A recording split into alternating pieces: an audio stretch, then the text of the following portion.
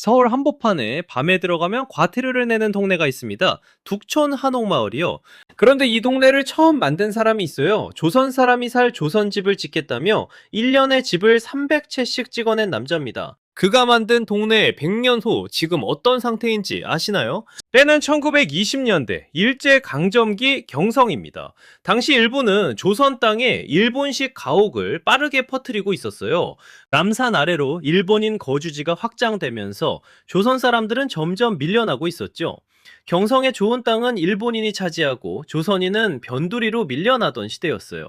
그때 한 사람이 나타납니다. 경상남도 고성 출신의 청년 정세권. 이 사람 25살에 서울로 올라와서 건양사라는 회사를 세웁니다. 지금으로 치면 건설회사예요.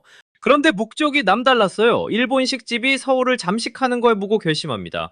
조선 사람이 살 조선식 한옥을 대량으로 짓겠다고요. 여기서 놀라운 건 이 사람의 스케일이에요. 정세권은 북촌 일대에 큰 땅을 사들였어요. 그걸 작은 필지로 쪼개고 그 위에 한옥을 올린 겁니다. 한 해에 200채에서 300채씩. 지금 북촌에 가시면 좁은 골목 사이로 한옥이 빼곡하잖아요. 그 구조, 정세권이 만든 겁니다. 지금 생각해도 엄청난 규모 아닌가요? 사람들이 뭐라고 불렀는지 아세요? 경성의 건축왕. 더 대단한 건 분양 방식이었어요. 당시 조선 사람들은 대부분 목돈이 없었잖아요. 정세권은 월부, 그러니까 지금의 할부 제도를 도입합니다. 매달 조금씩 갚으면 내 집을 가질 수 있게 한 거예요. 100년 전에 이미 부동산 분양 시스템을 만든 셈이죠. 이 사람이 없었으면 지금 우리가 아는 독촌 한옥마을은 존재하지 않았을 겁니다. 이 이야기가 흥미로우시다면 좋아요 한 번만 눌러주세요. 정세권은 단순한 사업가가 아니었어요. 조선물산 장려회 활동에도 참여했고 조선어학회에 거액을 후원했습니다. 한글을 지키는 데에도 사제를 쓴 거예요. 일본이 우리 말과 글을 없애려 할 때 집도 짓고 말도 지킨 사람입니다. 이쯤 되면 교과서에 나와야 하는 거 아닌가요? 그런데 여기서 이야기가 급반전합니다. 시간을 100년 뒤로 돌려볼게요.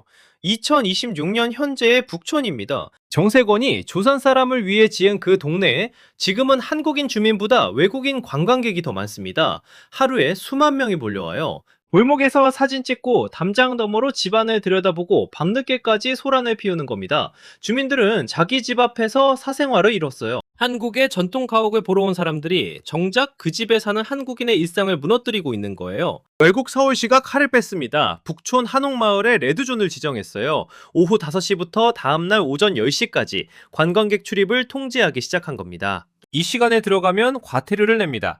관광 전세 버스 진입도 금지됐고요. 주민이 살기 위해 만든 동네에 주민이 못 살겠다고 출입을 막는 상황이 된 거예요. 이게 왜 가슴 아프냐면요. 정세권이 북촌에 한옥을 지은 이유를 다시 떠올려 보세요. 조선 사람이 살 조선집. 그게 원래 목적이었습니다. 그런데 100년이 지나니까 그 집에 조선 사람의 후손들이 못 살겠다고 떠나고 있어요. 만든 사람의 의도와 정반대의 결과가 된 겁니다. 정세권은 일제 말기 조선어학회 사건에 연루되어 옥고를 치르기도 했습니다. 해방 이후에는 서울 성동구 행당동에서 가족과 함께 살았어요. 1949년에는 조선어학회 사건 순환자 모임인 11회에 참석해 기념사진도 찍었습니다. 그런데 1950년 6.25 전쟁이 터집니다.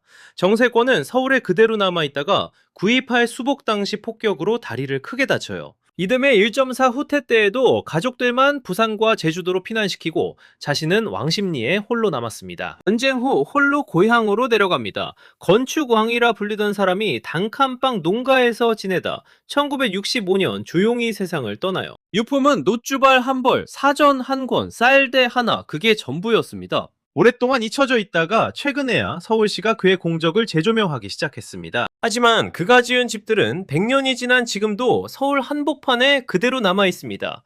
다만 그 집의 주인은 바뀌었고 그 동네의 의미도 완전히 달라졌죠. 만약 정세권이 지금 북촌을 본다면 뭐라고 할까요? 여러분은 어떻게 생각하시나요?